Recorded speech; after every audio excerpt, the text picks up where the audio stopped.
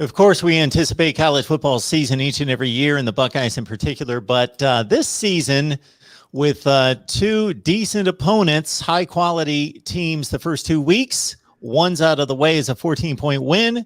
The next one, Vegas says, is a 14-point win as well. We shall see on Saturday and preview it, of course, here with Kevin Noon, Buckeye Scoop from the top, Steve Hellwagon from Bucknuts 247 Sports, and Tony Gerdman, Buckeye Scoop.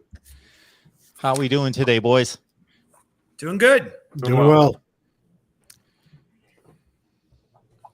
Well, Minnesota's in the rearview mirror.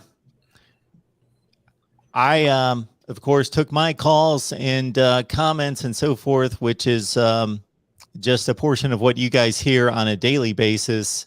And there was certainly opportunity for the good and for the bad, for the optimist and for the pessimist, because the pessimist will point to giving up 31 points, even when it appeared as though Tanner Morgan wasn't necessarily on his game from start to finish. The pessimist will point to CJ Stroud looking pretty bad after maybe his first 4 or 5 throws through the rest of the first half. The pessimist will say, even when he got it together, it's because he has elite playmakers and he just had to toss him the football. The optimist will say a number of things, and to not delay the analysis, I will just speak to one, that when you recruit 5-star athletes, they're the guys that can change a game like that, both offensively and defensively. Steve, your thoughts about the effort against the Gophers? Well, I think it went like a lot of us thought. I think most people who studied Minnesota understood it was a veteran team with a huge offensive line, a pretty good defensive line, and playing at home at night. And then you add in the added fact that it sprinkled in the first half and then kind of drizzled in the second half. It was not an easy game for Ohio State. There were 4 lead changes in the game. In fact, it went back and forth. And Ohio State finally grabbed control late in the third quarter on a defensive touchdown to finally go ahead, I think 31-20 at that point. And you thought, well, you know, it looks pretty good for Ohio State at this point. But obviously Minnesota kept coming, and Ohio State really didn't put them away till about 4 minutes to go in the game, when they got another defensive turnover with a 14-point lead and were able to ride it out from there. So it went, maybe they gave up a few more points in yards than people thought. They gave up over 400 yards offense, 200 yards rushing, 31 points, tied for the most points Ohio State's allowed in a season opener in the modern era of Ohio State football, along with 31 points in the 77-31 win over Oregon State in 2018. And so I think that there are some warning signals on the defensive side of the football, which we can get into. Some reasons for it. Obviously, you had 7 or 8 guys making their first career start in that game, and so on and so forth. So a lot of new and different things happening on the defensive side of the football. Offense, they kind of picked up right where they left off. Well, wouldn't say that. The first half was kind of dreary and dull. They only scored 10 points in the first half, and then 35 in the second. So, 28 on offense and 7 on defense. So, offense looks, if they play like they did in the second half, they're going to be a hard team to beat. But that was my nickel version of what I saw. Kind of about what you'd think. This wasn't Northern Illinois or Ball State that they were playing. This was Minnesota, 2 years removed from an 11-2 team with a veteran quarterback and a good running back, although he was left the game with an injury. And really the result was a lot of what I think all of us talked about last week, that Minnesota was going to give them a tough game, at least for 2.5, 3 quarters, and that's how it played out. Yeah, I mean, I agree with what Steve said there. I mean, just, the odds makers coming into the season saying Ohio State was going to be a double-digit favorite in every game, 13, 14 points in most of the major games. It's really easy to kind of take your eye as a fan off the prize and say, well, everything's going to just be a walkover. I mean, they're just going to take care of what they need to take care of, and it's just going to be a pick your score type of situation. These other teams have helmets and shoulder pads and football facilities and scholarships and all that good stuff too. So you have to come out there and be able to compete, and less than ideal circumstances at certain points, a little bit wet. I mean, at least it wasn't, it wasn't the 15-degree game where JT Barrett's still running that touchdown for 80 yards. Granted, we sat there and we watched Mayan Williams. His took a minute to develop as well, but not quite to, it wasn't Barrett-esque. But somebody coming out and having, their first game the way that CJ Stroud did, I think that there's a lot of room for improvement from week 1 to week 2. Minnesota certainly took a bad break, losing Mo Abraham for the season. I mean, he was, well on his way to 200 yards in the game. Ohio State certainly had issues getting guys down to the ground, but I think that's just going to be part of the modern game as you're seeing teams moving away more and more from full practice of tackling in the offseason due to injuries and so on and so forth. So you're really getting most of your early action to start the season. So, there's some good, there's some bad. Is it a game that fans are going to go back and watch 10 times this year? Probably not. But, it's a good start. Ohio State's 1-0 in conference play and, really has an opportunity to kind of put an exclamation point on the early season with this Oregon game, because then they can really decelerate with Tulsa, Akron, Rutgers, and Maryland. I think maybe the best thing that came out of this is that Ohio State responded to being down at halftime. They've had some adversity now. They overcame it in resounding fashion.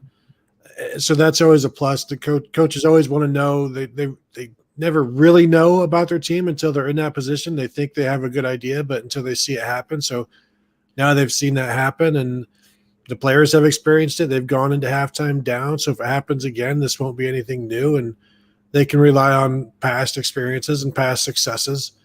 In terms of CJ Stroud just throwing it and letting players make plays, I mean, let's remember each of those 4 touchdown passes were precise. And, even the screen pass to Trayvon Henderson was right over top of the defender, right where it needed to be. The touchdown throw to Garrett Wilson, there was nobody in the vicinity, but Wilson never had to slow down. The first touchdown to Olave was just over top of the defender, like they teach, and was a perfect throw almost off of his back foot. And then the last touchdown to Olave was on the move, rolling out, and it was a perfect strike. So, yeah, they made plays after the catch, but he put the ball where it needed to be. And you can excuse a bunch of guys for having a rough first half of a first start, but now that's passed. I mean, now it's old news. They're all veterans now. We'll see. So, Tony, you make a good point there. We'll stay with you because Steve mentions the defense, and that's the bigger concern, but we'll start at quarterback because that's what everybody wants to hear.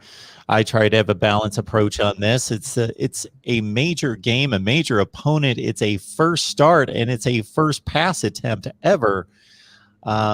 So Ryan Day certainly dialed up conservative play calls early in the game, gave him some easy tosses to the outside to Garrett Wilson in particular, and then they started to amp it up from there. But he went through a stretch that was fairly rough there in the first half. But I think you hit on a good point in regards to we tend to think of the deeper throws as being the more difficult throws for obvious reasons, but that's not necessarily always the case. And he did some good things out there. What would be the next steps for you, or anything else to add on the quarterback analysis? Then we'll hit it up with Steve and Kevin. One of the things that I liked what Ryan Day said is, they were aggressive in the second half, and he said that's a decision that is made during the week. You make that decision during the week to be aggressive, because in the game, you don't want to be as aggressive as you've planned to be, but you have to follow through with that plan. You have to follow through with what you've worked for, what you've practiced for, what you prepared your team for. And if you don't, you don't want to be making those decisions in the while you're emotional or right in the mix, right in the fray of all of it. You've prepared for it. You go ahead and just do it.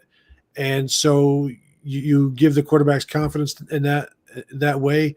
The starting quarterback won the job for a reason. So use those plays that you have been practicing and rely on these guys. I mean, they're all at Ohio State for a reason. You want to be aggressive. That's what they've been taught. That's what Ryan Day wants to be. He wants to be aggressive on offense and defense. And we remember at times Urban Meyer would start to bog down. And you know what? The best course of action here is just to run JT Barrett for a while, and we'll just go ahead and do that. And that's not what Ryan Day wants to do. He wants to go ahead and make plays and get big chunks of yards, and you saw it. I'll jump in. I think that this was a great learning experience for a young quarterback. As I think you guys said, overcoming adversity, the rain, the opponent, the fans, night game, Minnesota's defense, everything else that was involved there was really stacked up against him. He threw a first half interception, and he said that, first of all, he didn't think that his head was really where it needed to be. He wasn't really tuned in. And, you know, you can't make yourself feel something that you can't feel. And it's hard to force that feeling that you're locked in. I mean, you've envisioned this moment for your entire life as a football player, that you are now the starting quarterback at a major college university in a big game on network television, coast to coast, and you go out there and for whatever reason, you just don't have it. It just isn't there. The situation is not playing out the way you thought and you dreamed and you envisioned that it was going to be. It's harder than you thought it was. And he said his teammates and his coaches stayed positive, stayed in his face, kept him in the moment, and eventually he got the feeling. And it came around for him, and he channeled it in the second half. He was outstanding, 5 of 8 passing, 236 yards, and 4 of the 5 completions went for touchdowns, and just nothing short of remarkable to watch the way that he rebounded in that second half and made plays. I mean, you take your pick on which one you like the best. I mean, Minnesota would score a touchdown to grab the lead, and Ohio State had it back within a minute of clock time. I mean, it was just I think they scored 3 touchdowns in a span of 6 offensive plays in there at one stretch, and also had the defensive touchdown in there too in the second half. So you really look at it, you got to give him and his teammates and his coaches credit for staying with the plan. It would have been easy to abandon the plan. You're down 14-10 at halftime. You take the lead, then you fall behind again. It would have been easy to abandon the plan, but they did not do that. They stayed with it. They kept attacking, and eventually they hit those big plays. I think what you would hate to see is a team that is comfortable falling behind by 7 or 10 points against a quality opponent, knowing, oh, we've got these touchdown bombs that are always going to be the trump card that we just lay on the table at any moment, because a good opponent can take away those deep passes sometimes and not allow you to make those big plays. I don't know that Penn State, with that great defense that we saw, Iowa, if they ever get to play them, maybe in the championship game, are going to allow those kind of explosive plays, and you're going to need to be consistent on offense. But it is quite a security blanket in that you've got Chris Olave and Garrett Wilson. And, now let's get back to seeing more out of Jackson Smith-Njigba, Marvin Harrison, Emeka Egbuka, Jeremy Ruckert, Cade Stover, and the rest. Let's get them all involved going forward. Yeah, I think you guys touched upon a lot of it. Ohio State only had 3 guys run the ball, had 6 guys catch the ball. I mean, it was very short rotations in terms of who actually got their hands on the ball during the game. Talking about drive length, they only had 1 drive that was longer than 7 plays. That was a 14-play drive that resulted in 3 points. They had a 7-play drive, and then everything else were in the 2, 3, 5-play range. And yeah, I mean, we can sit there and talk about, 45-31, whatever, but how many teams out there would have killed to have a 45-31 win? The expectations at Ohio State are always going to be high, and that's the way Ohio State likes it, because you can't have those expectations if you don't win a lot of games, and Ohio State's won a lot of games, and on to the next one. Well, I've got tons of questions for you guys. I will go to the questions in the chat. David Greenshield, our buddy there, is asking about Mayan Williams being a 3-star. And of course, there were 5 stars making plays all over the field, but he was the 1 3-star out of the state of Ohio. Does that make sense that maybe we should be recruiting Ohio 3 stars more? I'll touch on this one. they do want to recruit Ohio players more, but the players have to be there, and they're not always there. And Mayan Williams was a great find for Ohio State, but the reason they ended up with Mayan Williams is because they missed out on 5-star Bijan Robinson.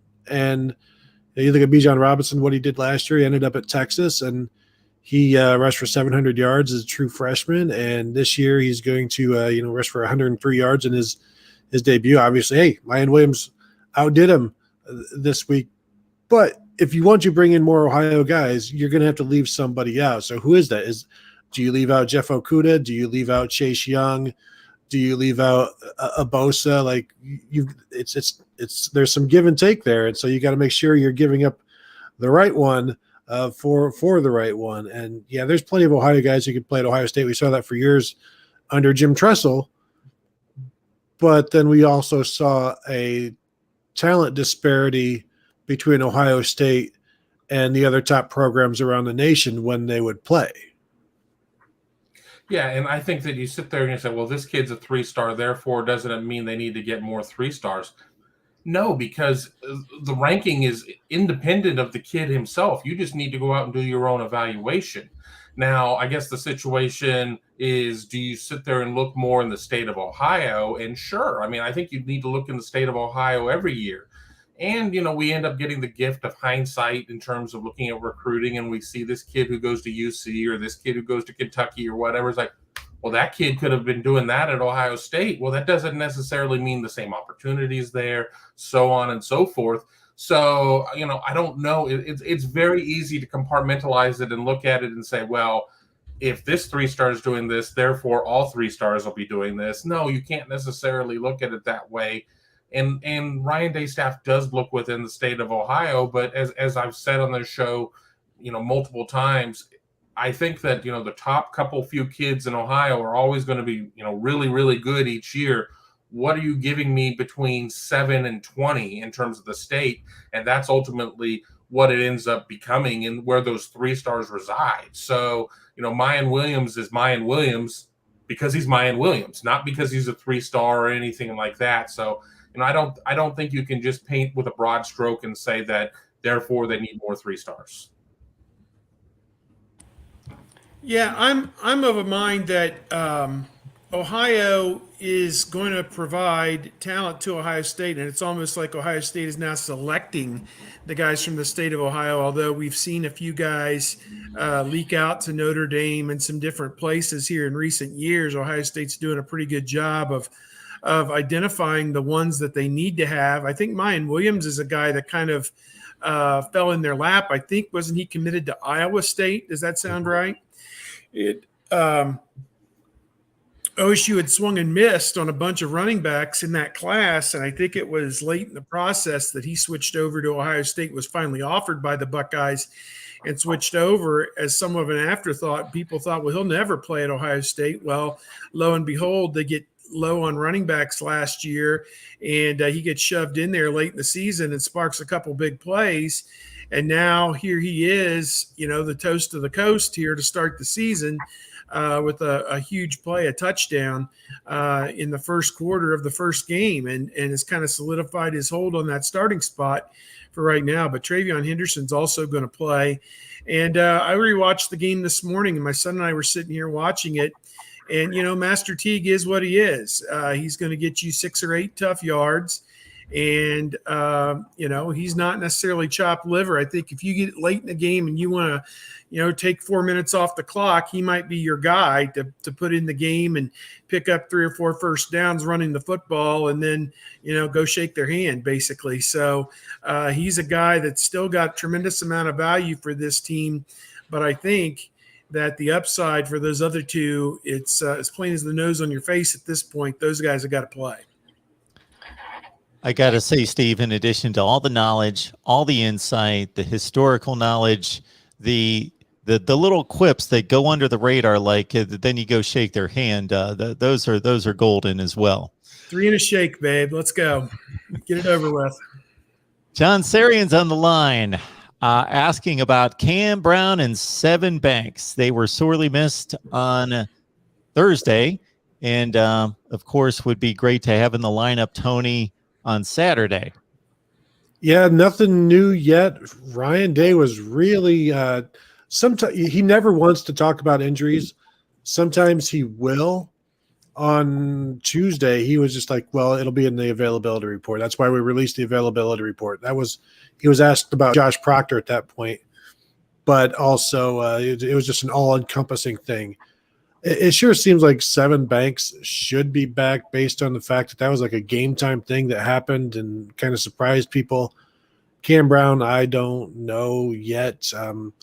We will get our availability report, Saturday morning at 9 a.m., which, it is what it is. It's better than getting nothing for sure. And we appreciate it. We definitely appreciate getting the updates. But at this point, I'm operating under the assumption that Banks will be back, but no idea that anybody else. I'm not expecting anybody else back, even though Kerry Combs said they're getting closer. But what does that mean? Who knows? Yeah, my take on this, Patrick Murphy from our staff watched the warm-ups and noted that Sevyn Banks really didn't participate a whole lot. He may have stretched out and those kind of things and was in uniform, but really was not out there running around.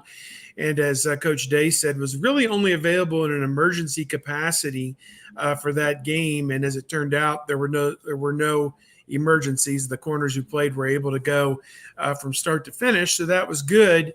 Cameron Brown, you got to think, is farther away. The times that we got to go watch the team practice, I don't know if I ever recall seeing him on the field. So he probably missed a good portion of the preseason and is not or was not 100%, it seems, for a good portion of the preseason. So any rate, it's going to be what it's going to be. And the good news is they need to get through this week and this game against Oregon and win the game any way humanly possible, just kind of like the Minnesota game. Win the game left-handed if you have to with your backup players and your freshmen.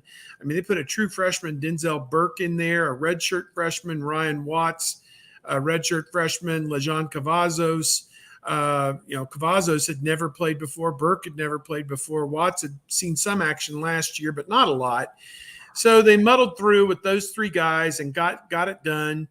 And, give Oregon your best shot, I guess, with that personnel. And if Banks can play, so be it, maybe 30 or 40 plays. If you get 30 or 40 plays out of Banks this week, that would be huge, just to take some of the onus off those young guys. But again, I am not of a mind that this is the end of the world one way or the other. Those guys played pretty well, I thought, in their stead last week.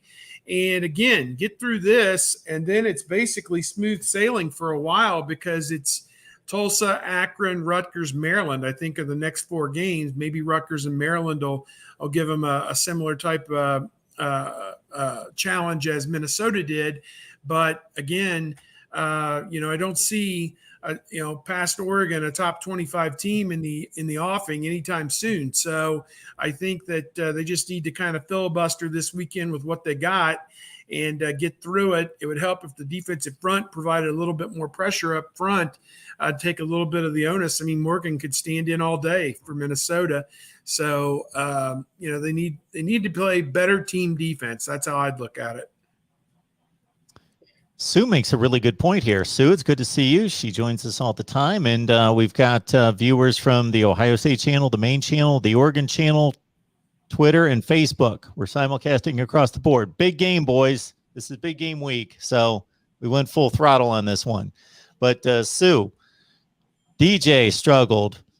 JT Daniels struggled. Sam Howell, I'll add him to the list. Spencer Radler struggled. Should have thrown 3 interceptions. So there are quarterbacks with a lot of more reps under their belts that have very high NFL draft status at this point that struggled. Now, to varying degrees because of offensive line play as well, but they struggled in addition. All right, Tony, let's tee up the coverage on Oregon. 31-24 winners on Fresno State, a game that was closer than it was supposed to be. They were pushed to the wire. They've got a veteran quarterback in Anthony Brown coming in from BC, was their part-time starter last year, put up unimpressive statistics, but managed the game against Fresno State. They've got veterans on the perimeter and in the backfield with guys like Johnny Johnson and CJ Verdell. And, of course, Kayvon Thibodeau is a huge factor in this game from the standpoint that if he's on the field and relatively healthy, then he could be a game changer, a la Zach Harrison and what we saw against Minnesota, because when he was in the game against Fresno State, he was a force, but he was in a walking boot during the second half. And Oregon is surprisingly a better defensive team at this point than they are an offensive team. So your initial thoughts about the Ducks in the matchup? Yeah, and they're surprisingly a better defense with Kayvon Thibodeau in the lineup than they are without him, and that's going to be a huge situation. Mario Cristobal will be talking to the media in about an hour. We'll see how much of an update he provides. He did say a couple days ago that if Thibodeau doesn't practice this week, it probably wouldn't play because it's not good for the player and it's not good for the team if a guy hasn't gone through practice. But, watching quite a bit of that Fresno State game, watch some of it live because, as I've said before, I'm one of the 7 people with the Pac-12 network. So I got to see that, not to brag, but I feel pretty special. I upgraded for it. I paid $20 to Spectrum to upgrade for it. I got that going for me. Yeah.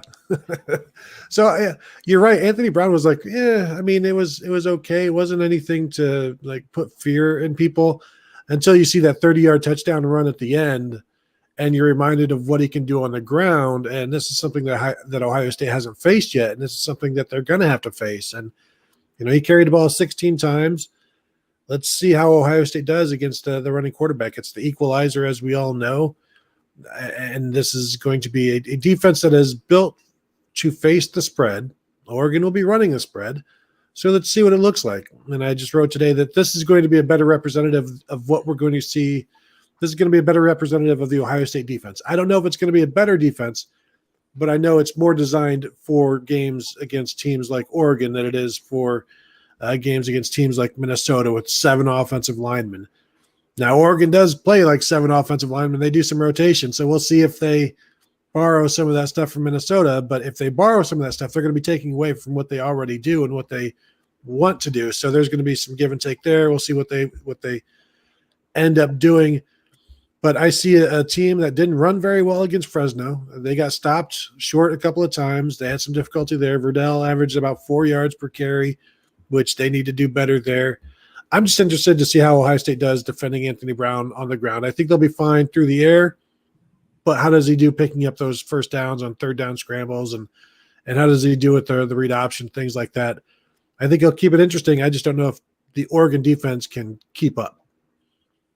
Yeah, I look at Oregon, and Anthony Brown isn't going to light the world on fire as a thrower, but then again, we say that, and then the guy comes out and has a career game. It's just kind of one of those situations. They have 3 guys that are very talented in running the ball, with Brown being one of them. And fortunately for Ohio State, through the years, they have produced enough quarterbacks who are able to run the ball, so they at least have an idea of what that look is like. So, it's going to be a matter of taking that from the fields at the Woody Hayes facility and taking that, across the street over there to Ohio Stadium and be able to execute there. I'm with the other 379 million plus people in America, and I don't get Pac-12 network, so I've only seen some bits and clips of it or whatnot. Not overly impressed with the offense. I don't like to give a lot of notice or a lot of attention to rumors out there, but there seems to be a fast circulating rumor that linebacker Justin Flo could potentially be injured. If they don't have Thibodeau and Flo, they're in a lot of trouble, because that defense, when I think about them, is Thibodeau, Flo, and Noah Sewell. And if they're down 2 of these guys, lock in your 13.5 right now. Just lock it in, because they're going to be in a lot of trouble at that point. Yeah, they also lost Drew Mathis, who was a linebacker, and I think he was having a pretty good game when he got injured. I think in this game, I think he suffered a knee injury, and he's probably not going to – well, he's definitely not going to play, I don't think. So he's not listed in their release anywhere. So Drew Mathis, he had a couple tackles before he got injured. So take him off the list. Thibodeau had 2 tackles and a sack and forced a fumble before he went out. And it's interesting to note that Fresno State, which is picked as one of the contenders in the Mountain West, made their big run in the second half when Thibodeau was out of the game. I think that was very telling. First of all, I think that Fresno was a better team than anybody gave them credit for. Oregon was a 20-point favorite, and I think I picked them to win by like 10. They won by 7. I mean, I just didn't see it, that type of thing. Brown to me seems like a JT Barrett kind of a effective program manager. His touchdown run, he didn't show a lot of speed. He just kind of meandered his way through the defense and just kind of eventually ended up in the end zone. And, it reminded me of a JT Barrett touchdown run, just kind of all over the place, and they can't tackle me. And here I go. It wasn't like he outran everybody. So I don't know. I see that if they put their pieces together and don't turn the ball over and don't hurt themselves, then maybe they'll sustain some drives. They're not the finesse team I think that a lot of people want to aspire them to be. I think they are kind of a power running team at times out of the spread. And I think that, they are more of an offensive line program, I think, than people want to give them credit for. Defensively, I think they're okay, but without Thibodeau and without Mathis, and possibly Flo, you just wonder, how good will they really be? So I'm interested to see. I think I did a podcast yesterday, and I kind of likened this game. Back in 2010, Ohio State played Miami of Florida. And it was Jim Tressel's last year as the head coach. It was kind of a similar type setup. Ohio State heavily favored at home against a program that you think is up near the top, but you're not really sure. And there were a little bit of questions here and there about some things. And Miami stayed in the game, made some plays. Ohio State made some plays on offense with Terrell Pryor, and they won the game 36-24. It wasn't a blowout, but just a solid win. And honestly, that's all Ohio State needs. They don't need to go out and impress anybody. They don't need to go out and blow Oregon out, 40-14 or anything stupid. They just need to go out and play solid football, take care of the football, and win the game. And I think if they do that, there's no problem with this one, in my opinion. If I'm not mistaken, that Miami team was pretty highly regarded at that point in the season, was close to top 10 status, and I think they finished 7-6.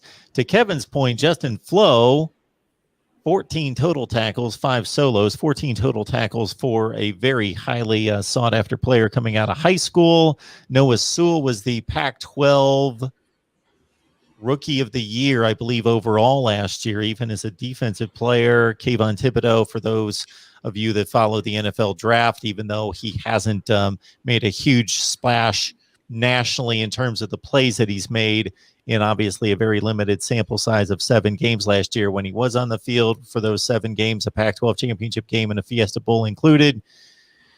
Yeah, he's a man. He's possibly the number 1 pick in the NFL draft coming up. So to that point, Kevin, I'll lean on you for some recruiting, although you all three follow it, of course.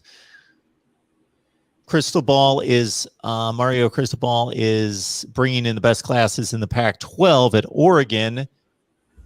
Do you think there's a decided talent advantage for Ohio State overall? Absolutely. I mean, absolutely. Because Mario Cristobal is bringing in the best classes on the West Coast, or the best classes in the Pac-12. Ohio State's bringing in the best classes in the nation. So, I think that, we do see Oregon beat Ohio State head-to-head on some West Coast kids. It's just going to happen or whatever. But there are a lot of kids that Ohio State is in on that Oregon isn't even at the table. And, I jump into with JT Tuimoloau and say that we all kind of figured he was going to be playing in this game. Was he going to be wearing a scarlet jersey, or white or green or yellow or fuchsia or plaid or whatever Oregon's going to trot out there? I think we all kind of felt he was going to end up at Ohio State. But with that being said, I do think that 1-22 and 1-85, Ohio State certainly has a decided talent advantage. I will say this, though, too, that if we're looking just at the 2022 NFL draft upcoming, the best player on the field, maybe, or in a walking boot, belongs to Oregon with Kayvon Thibodeau, because he's a top 3, top 1, depending on what you look at, type of draft pick. But I think once you kind of get beyond that, Ohio State just has a ton more depth. I'll throw in, I'm just looking up right now, their last 4 classes for Oregon, the 2021 class, the guys who are freshmen, that class was ranked 6th. Then prior to that, in 2020, they were 11th. In 2019, they were 7th. And in 2018, they were 13th. So their average ranking of these classes is 37, about 9 for the 4 years. They've averaged a top 10 class every year. Ohio State had the 1 year with Ryan Day when he first got there, I think in 19, when there was a lot of problem about whether Meyer was going to stay or not. And that class ended up 13th, I think, for 2019. But otherwise, Ohio State's had a top 5 class. So they've probably averaged around 4 or 5, as their class ranking over the last 4 years. And so there's a small disparity, but Oregon has recruited on a very respectable level nationally over the last 4 years. But Ohio State certainly got more 5 and 4 stars across the board than Oregon.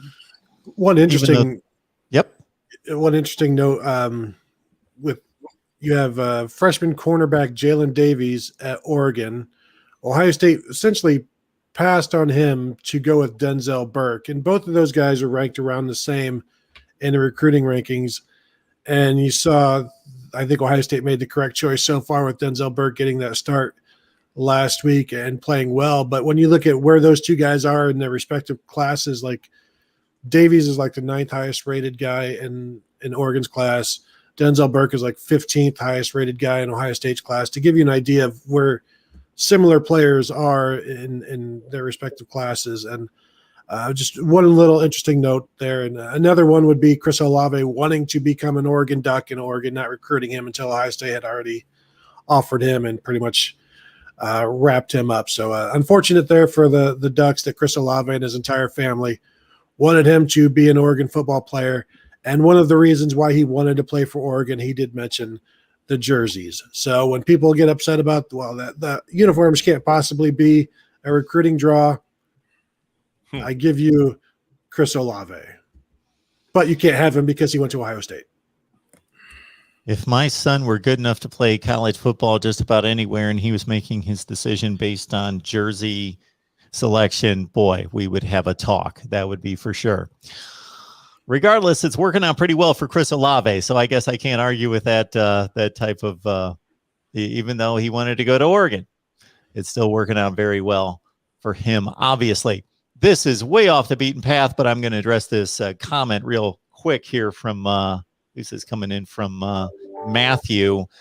Basically, Matthew, Ohio State has not been gifted any selections into the college football playoff. It can be debated that they did not earn the spot in 16, but there's certainly justification for it. And if anything, they were left out in 17 and 18, and we could certainly justify their selection those 2 years. All right. This is a noon kickoff Eastern. We're asking Oregon to travel across the country, play at 9 o'clock, their body clock, Pacific time. And this is the plight of the Pac-12, basically, as we need to accommodate everybody else because we want to be relevant. They emerged from the pandemic last year playing a 9 a.m.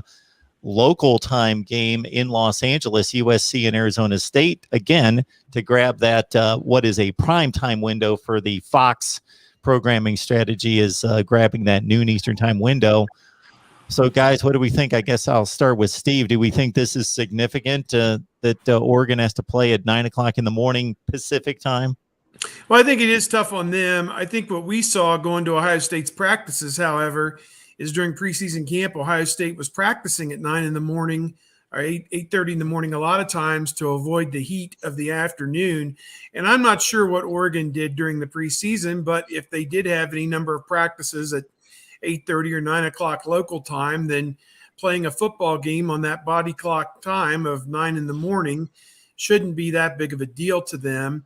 I mean, it's the travel. I presume they're coming out Thursday, typically teams that cross the country do go out an extra day early to acclimate a little better, and really to have Friday to put their feet up and get rid of the jet lag and then be ready to play, be fresh and play a football game on Friday, or rather on Saturday. So it is a little bit of an impact. I think it sucks from the standpoint for the Pac-12 and the Oregon fans. But Fox is all in. They've pushed all their chips into the middle of the table on this big noon branding that they love.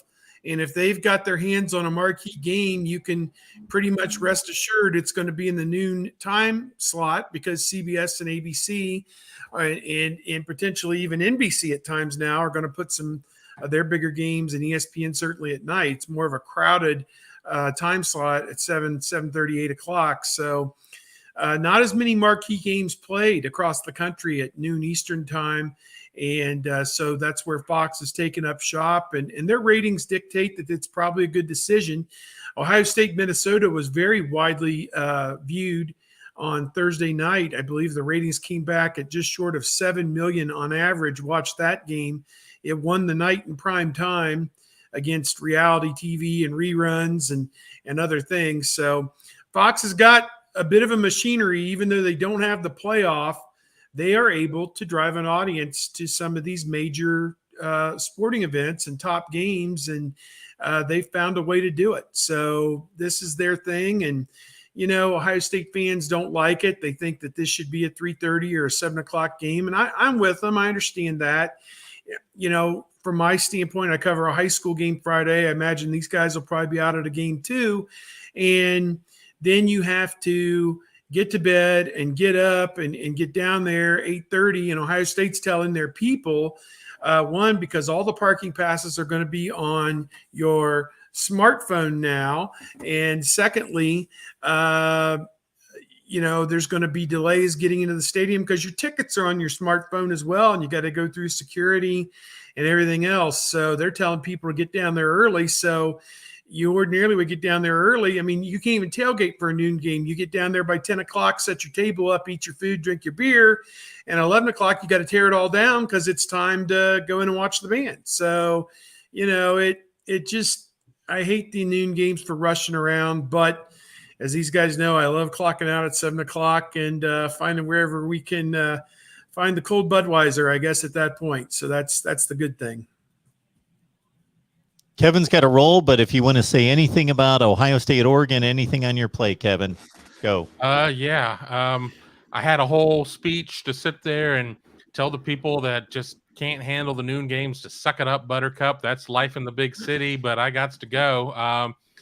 I know that I need to get in and get my picks in for this game, but I definitely like Ohio State with or without Thibodeau, with or without Flo.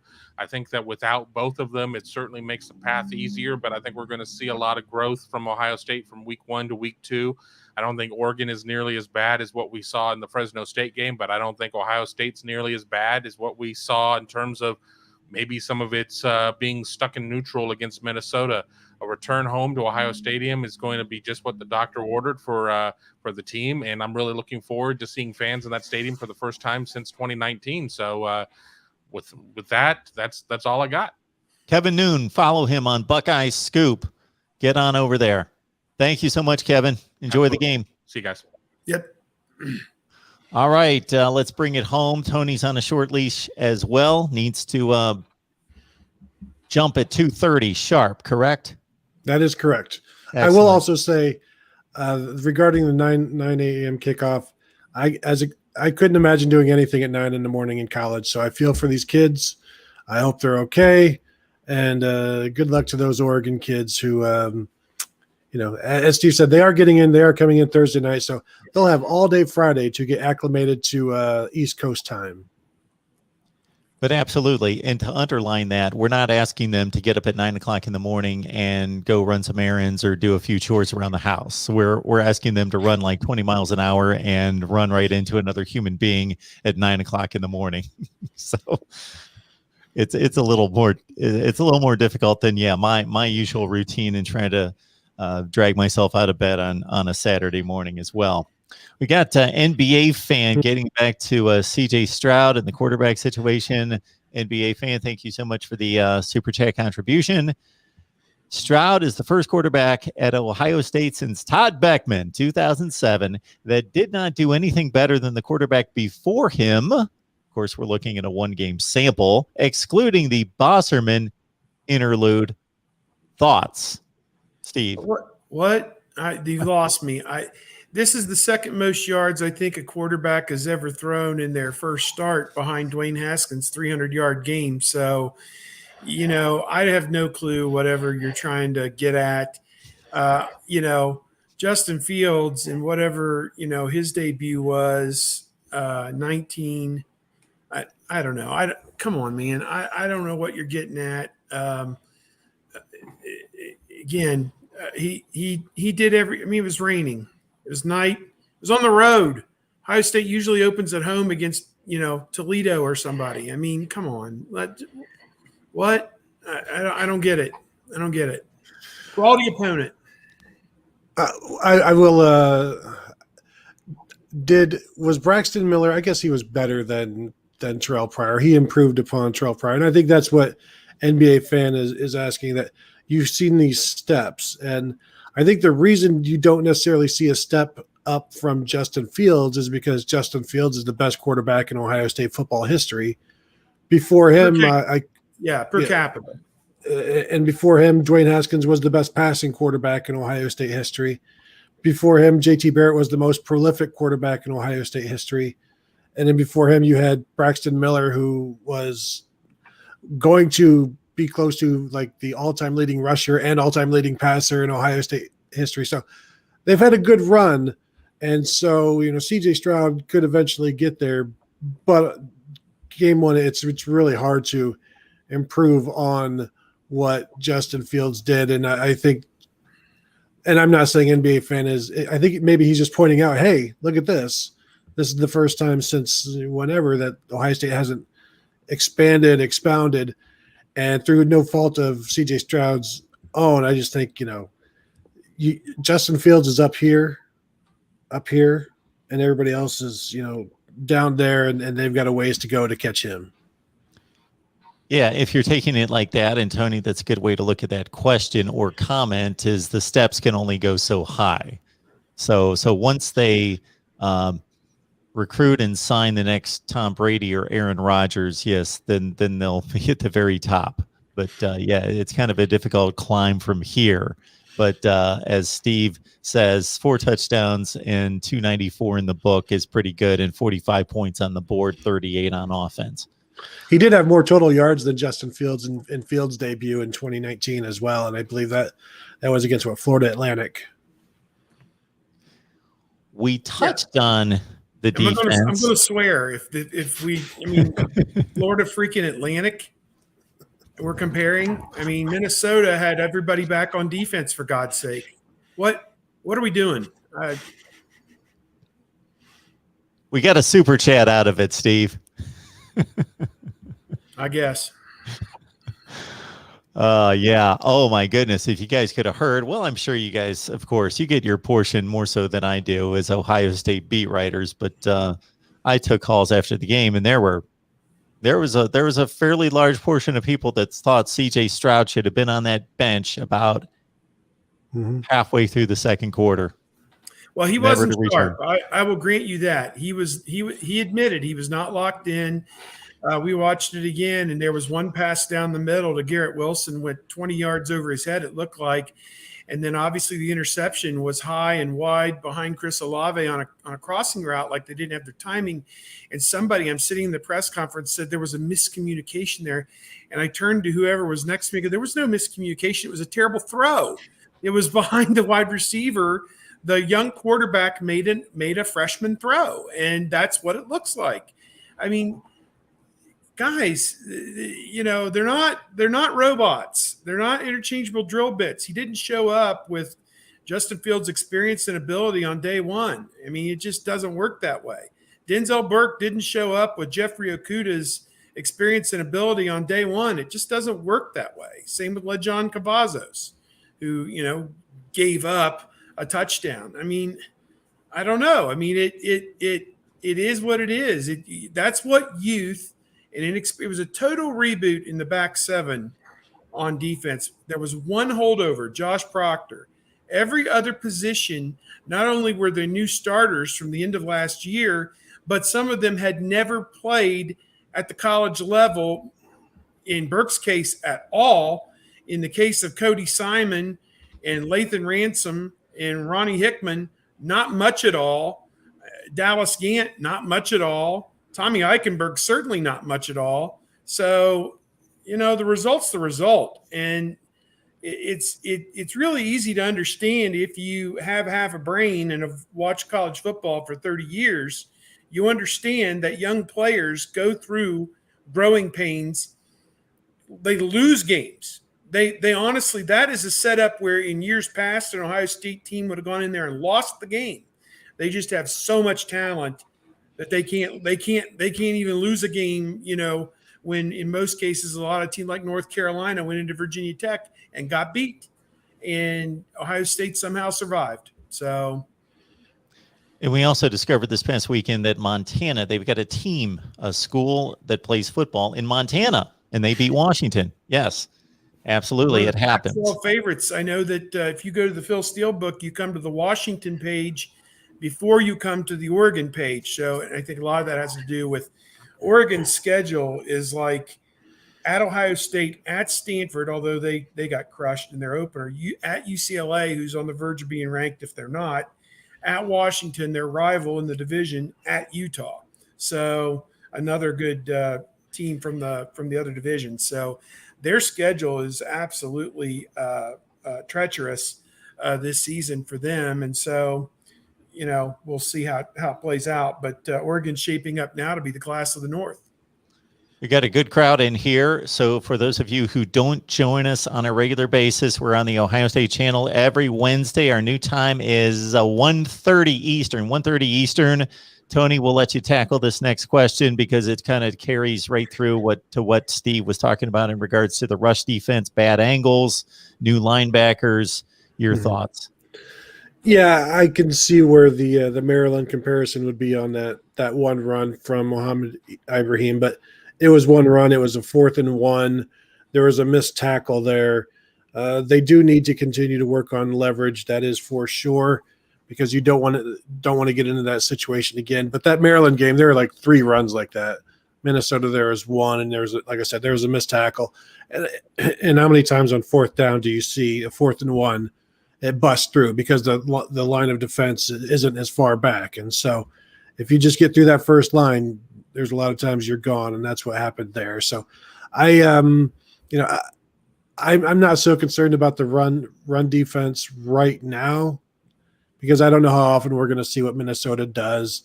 And it was also interesting to hear Ryan Day and Kerry Combs complain a little bit about how the officials weren't giving them time to substitute and get set before, or they weren't, because Oregon would substitute or Minnesota would substitute, Ohio State would try to match it, and then they wouldn't be given much time to get set and get ready, and so they felt like the refs weren't giving them enough time. So there are a number of issues there, but also let's not forget Mohamed Ibrahim is the best running back in the Big Ten, one of the best in the country. So I think it's okay to give him some credit because this running game, he's a really tough runner.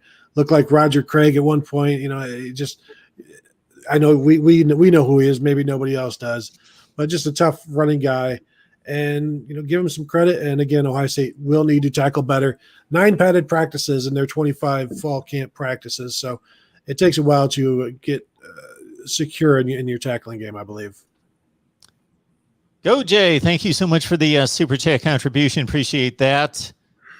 Regardless of whether it was Tony or Steve that spurred you on to the contribution there, saluting the I like this brother talking. Nice. It definitely wasn't me. So thank you, Go Jay, so much for that. All right. Zach Harrison makes this play that somewhat changes the game, and it's the kind of play we've been waiting for. This is why you recruit and sign the 5-star. He can do that sort of game-changing type play. I don't know that anyone noticed what Zach Harrison was doing the rest of the game. You guys can both jump in on this in regards to evaluation of his play, this super duper defensive line with JTT getting a few snaps correct. Mhm. Yeah, Jack Sawyer, did he get into the game? I About didn't 4 notice. he snaps. did. I'll let Tony give his 2 cents, and then I can. Yeah. If he's got a scoot, then I can take it. Well, Zach Harrison played like 65 snaps, which is about double what they want their defensive ends to play, and he did great out of champion. So even though we may not have been paying attention to what he was doing, obviously the coaches felt it was good enough, and he was one of the players that talked at the end of the game, so they were happy with his performance. I think those of us who were just watching the game measured defensive ends and sacks and tackles for loss and things like that. And I think if you're playing 65, I think we'd like to see more than just the one. But also, again, going back to that offensive line, they're pretty good. There are a lot of them. Sometimes you get around one tackle and there's another tackle waiting for you, and it's a little bit unfair. So I think you might see more from him this week.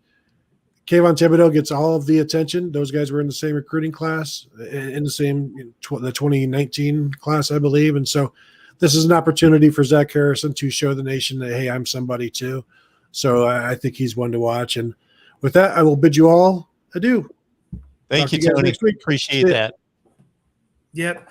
I'll just say that what Ohio State needs desperately is a more consistent pass rush. And, Tyreek Smith, should be a contract year to play his way into the NFL. Zach Harrison trying to hopefully get drafted in the first round of the NFL, has some talent, but that's got to manifest itself. The defensive tackles were okay. They just need to make more of an impact on the opposing quarterback. And I think if they do that, then your young defensive backs won't be exposed quite as bad. And this was what we talked about all last season, how there just wasn't a consistent pass rush from Ohio State. And now they're one game into 2021, and that really hasn't changed a whole lot. You think that the playmakers are there. Javonte Jean-Baptiste, just standing there, he looks like $1 million. Now he's got to make some plays. I don't even think he had a tackle in this game. He played a substantial number of plays as well. So he got sucked inside on the big run by Ibrahim. So did Craig Young, who was playing the bullet linebacker safety position. Lejon Cavazos was filling and slipped and didn't make the tackle, and now Ibrahim's off to the races. So that was reminiscent of the Maryland play with McFarland a few years ago. But at the same time, none of those three guys were starters, and they kind of caught them in a sequence where they had substituted some other guys into the game, and it really bit them. As it turned out, that was a touchdown, on those two plays, that one and then the throw over the top over Cavazos. So, does that happen if you have the guys who started the game in there? I don't know. But, again, those guys can't play every play of every series all game long. They're going to break down. So you got to have some good help off the bench. And I think some lessons were learned, I think, in the course of that game for Ohio State defensively, because guys were put in positions they've never been in before. But it does start up front. They need a more consistent pass rush. Harrison, to me, let's see as this season goes on. If he makes one or two plays like that every game, they're going to be in great shape. And, not necessarily stripping the ball for a touchdown, but, they need more negative plays. I think I had the box score here. They may have only had 3 tackles for loss in the entire game, which is a very low number. I know, obviously, Cody Simon had one on a sack right before halftime. Harrison gets one on the strip. Yeah, here it is. Tackles for loss. 4 tackles for loss. Cody Simon, Antoine Jackson had one on a running play, I believe. Zach Harrison. Well, they total up 4, and Taraja Mitchell had one on the outside on a running play as well. So 4 tackles for loss out of 78 plays ran by Minnesota. That's not a high ratio. You would typically like to see that. If they run 78 plays, you would like to have 7 or 8 of them go for a loss with 3. If you can get 3 sacks a game, that's a pretty good number. They had 2. More than 3 would be great, I think. And, 4 is obviously phenomenal. So, those are the numbers they need to strive to hit. And I think that what really confounded Ohio State was the inability on first down, at least in the first 3 quarters when Ibrahim was there, from stopping him on first down. He was getting yards in 6 and 7 and 8 yard chunks on first down. And now, as one of the old offensive coordinators from Ohio State said, it's second and short. And it may have even been Jim Tressel that said this. And he's like, that's a freewheeling down. You have the entire playbook in front of you on 2nd and 2. You can either run for the first down or you could throw a deep pass. And whatever you do, as long as you don't turn it over, it doesn't hurt you. So, or, give up a sack, obviously. But, you look at it too often, they were allowing Minnesota to have 2nd and manageable, 3rd and manageable, and they converted those and sustained drives. And that's why they ran 78 plays. That's why they had the ball for 39 minutes. But it was vintage on the first drive of the game that Minnesota picked up 2 or 3 first downs, but at the 40-yard line, Ohio State slammed the door on them, forced the punt, got the ball back, and drove the length of the field and went down and scored. That's how you win football games, is eventually getting that stop, getting off the field, converting on offense, lather, rinse, repeat. You got to do it for 4 quarters to beat a good team. And they're going to have to do it this Saturday against Oregon because, we talked that Oregon, they don't look like they're the number 3 or 4 team in the country, but they don't look like they're the number 25 team in the country either. They look like probably about where they're ranked, 10, 11, 12, and could really give you some fits. If everything that they do hits, they're going to give you a couple fits in this game. I can sell you. Thank you so much for the Super Chat contribution. Steve, if you've got just a minute or two, I wanted to ask you about the running back distribution because you touched upon it with Master Teague, maybe being the ultimate closeout back in a 4-minute drill up by a score.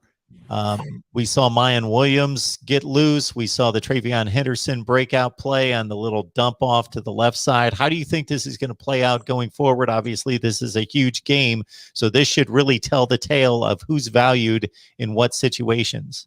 Yeah, they only got to run 48 plays, so we didn't get to see, perhaps the full, True. how they would rotate in a regular game because they were scoring too quickly in the second half. They were scoring on 1 or 2 big plays. They ran 48 plays. There were 22 passes and 26 runs, which is close to 50-50 distribution. I'm not sure that that's what it'll look like. If they get this up closer to 65 or 70 plays, it'll probably be 60% run and 40% pass or, a variant of that. But if you're talking about 60% runs on 70 plays, that's close to 40 runs per game. Figure Stroud is going to be in that 5 to 8 range. So there goes, now you're down to about 30 of them, 35 maybe. I would think in a normal game, you're going to see Williams around 15. Henderson is a freshman. I think that they're going to bring him along slowly and use him in. I mean, he needs to play, and that clamor is he needs to play more. He needs to play more. Well, you don't want to kill the goose that lays those golden eggs. I think you want to pick and choose. You don't want to be slamming Trayvon Henderson up in there into the 300-pound guys. I don't think that's a prudent use for him. You want to get that guy outside on the maybe set some things up with Mayan and Teague in the middle, and then get it out to the outside with Henderson and watch him go because they're going to block that perfectly, as we saw on his little screen pass over the top. It was Smith-Njigba, Ruckert, and Olave leading the convoy for him down the field, and nobody even got, maybe somebody laid a hand on him on the way by, but he showed vision and changed lanes and accelerated, and it was an exciting play. So I think there is a place for Master Teague, and as Coach Day said, I think the other day, it is a long season, and we are going to need them all. And, I think that the truer words have been spoken because those guys have a tendency to get banged up, have an ankle here or, a sprained knee there sometimes and can get in and out of the lineup. But I think Mayan Williams is the lead dog. I think Trayvon Henderson is the speedy changeup guy. I think Master Teague is the power guy. And then if you just want to filibuster, you've got Marcus Crowley, who seems pretty dependable to me. He had 6 carries for 19 yards in the garbage time. So he got a little taste at the end as well when they were up 2 touchdowns and helped them kind of run out the clock. Stroud only carried it 3 times in this game. I don't recall many, if any, designed runs for him. It looked to me like a couple of his runs came on third down when no one was open, and he just kind of ate it and ran out. He was never sacked in the game, which was good. Obviously, this offensive line is just oppressive. What they are, impressive and oppressive with what they do. And so I want to see going forward, what the running attack looks like. But I think you got a pretty solid plethora of running backs there. Folks, we hope you appreciate what we deliver here each and every Wednesday, 1:30 Eastern. That's a new time, 1:30 Eastern here every Wednesday. You got Steve Hellwagon from Bucknuts 247 Sports, Kevin Noon, Tony Gerdeman as well. It's an amazing panel. Venmo, PayPal, Cash App. If you contribute to this show, put Ohio State on there. And please consider that, because we want to keep this going for as long as possible. Steve, you've spoken to this comment in the past by our guy David Whalen regarding good Ohio State defenses that had maybe elite play in the secondary, maybe elite play up front, but in that linebacker core in particular, maybe lacked in foot speed as really good Big Ten players. Maybe they got against some and weren't up to the challenge. Do you think this linebacker core might be different? Well, Dave raises a big point. I think the bigger issue now is experience and getting these guys seasoning to where instinctually they can just turn it loose. And in that regard, I think Ronnie Hickman, who played the Bullet in this game, they nicknamed him the Rocket. I think this was kind of a coming out party for Ronnie Hickman. He had 11 tackles and led the team in this game playing the Bullet position, which seems like it was made for him. He's going to be a hard one to get out of the lineup if he's going to play like that every week. And he does bring that kind of closing speed that you need to make plays. Lathan Ransom was playing the cover safety position, the slot corner position that Marcus Williamson played last year. They went to Lathan Ransom for this first game. He made his first start, and he did pretty well too. Kind of a bang-up job, I thought, by him. To my way of thinking, when Kerry Combs left and went to the NFL for a couple of years, and then you had Grinch was there for a year and Hafley was there for a year. It was kind of a revolving door of assistant coaches that were in the secondary, and Matt Barnes kind of helped out there a little bit. Now he's the safety coach. I think while Combs was gone, they didn't sign any national top 100 cornerbacks, and that's coming home to really bite them right now.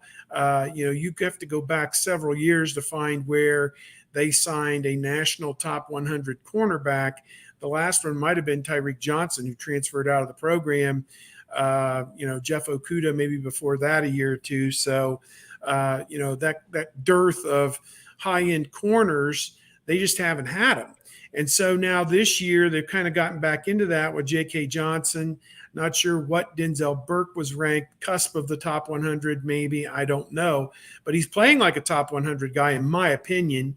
He had a pass interference penalty in the end zone.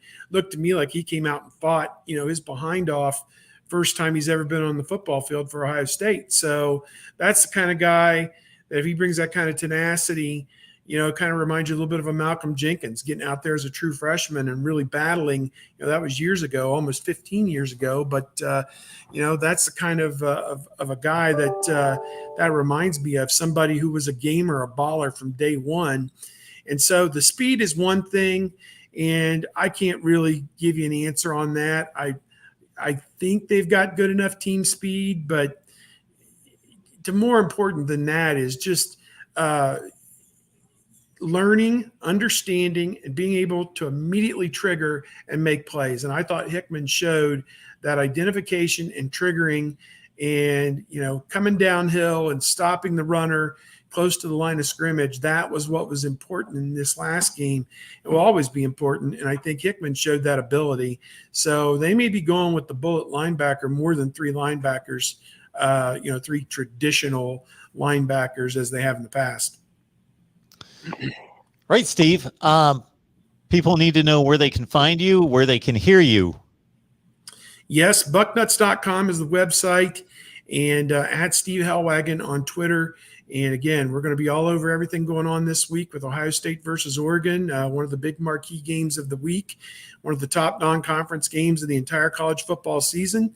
And, another notch for Ohio State. If they can come home and win this game, as we said, Coach Day has already made reference to it, that after this, they can come up for air. And, Tulsa, Akron, Rutgers, Maryland, prepare for, some tougher challenges down the line. Get some people healthy. Get Cameron Brown and Seven Banks, Harry Miller, the center on offense.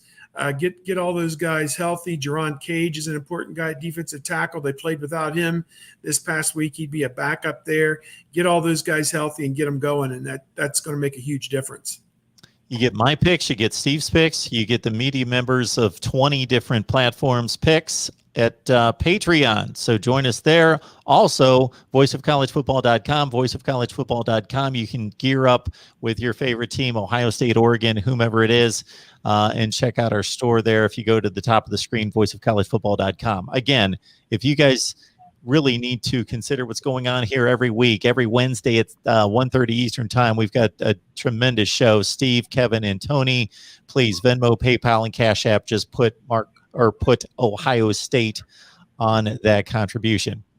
Steve, we always appreciate it. Have a great time. I know you got to get up. You said be at the stadium around 8:30 or so. I don't think I'll be there quite that early. Ordinarily for a noon game, I would probably try and leave the house. I'd watch the first half hour of game day, leave at 9:30, and hope to be parked by 10:15. This week, I'll probably leave a little earlier, just to make sure that I don't have any problem getting down there. So, and I think that's what they're urging everybody. Anybody who's listening to this or watching this, if you're going to the game, go early and plan to stay late, because it's going to be little messy this first time out with everybody's parking passes on their smartphone. The highway patrolmen are going to want to shoot themselves probably after this one, because ordinarily, you drive through, you have your placard, and they can just see it and wave you on through. Now they've physically got to look at your phone, it seems like, and this just has cluster written all over it. And what is the deal with the non-sellout? 10,000 seats empty, especially when the MAC games get sold out. Every game's been sold out since I've been alive, except maybe, 2 or 3 for us in our lifetime? It is somewhat crazy. I think, they're down a little bit in season ticket sales. Ordinarily, they have about 6% attrition from one year to the next. This year, it's down a little bit more. I asked Gene Smith that there was one contingent that didn't renew more than any other, if it was students or whatever it was, and he said no, it's kind of across the board the same. And I don't know what to make of it, other than it could have to do with the Delta variant with COVID and people not wanting to be surrounded by crowds. It could have to do, the ticket prices. Ohio State's gone to premium game prices. So the single game price for this from Ohio State is $160, which sounds like a lot if you want to go to a game. People who just swallow and know that their season ticket every year is going to be, a lot of money, $700-800, whatever that is on average, they just kind of swallow and pay it and don't worry too much about it, the individual game prices. But they are down a little bit in season ticket sales. Their website through Ticketmaster is allowing some fans to put their tickets back in to the system and name their price. And some people have put tickets back into the system, and you can get a ticket through Ticketmaster for $120, as low as that. I saw yesterday, and I wonder if some of those resale people will go in there and even price them lower just to move them before game day. This could be under $100 on a $160 face value ticket. And so there is some sticker shock, some COVID, some noon. As we said, noon makes it harder to enjoy the full game day experience. And, again, people may have gotten out of the habit of going to the games, watching them all at home last year. And so I think it's a combination of things. Minnesota sold out all 51,000 of their tickets, although there were a few people that didn't show up, I think, because of the rain last week, or the threat of rain. But it was largely a full stadium, but half the size of Ohio Stadium. So that goes with the territory, I guess. Steve, it's always great to have you here. You're the man. We appreciate you being here, and enjoy the game, the rest of the week, everything you got to cover. Yeah, it's a lot of fun. We're looking forward to it. All right, folks. We've got Florida State at 6, Miami at 7, and then that huge Iowa State game. We're going to preview that at 9 Eastern time tonight. So we'll see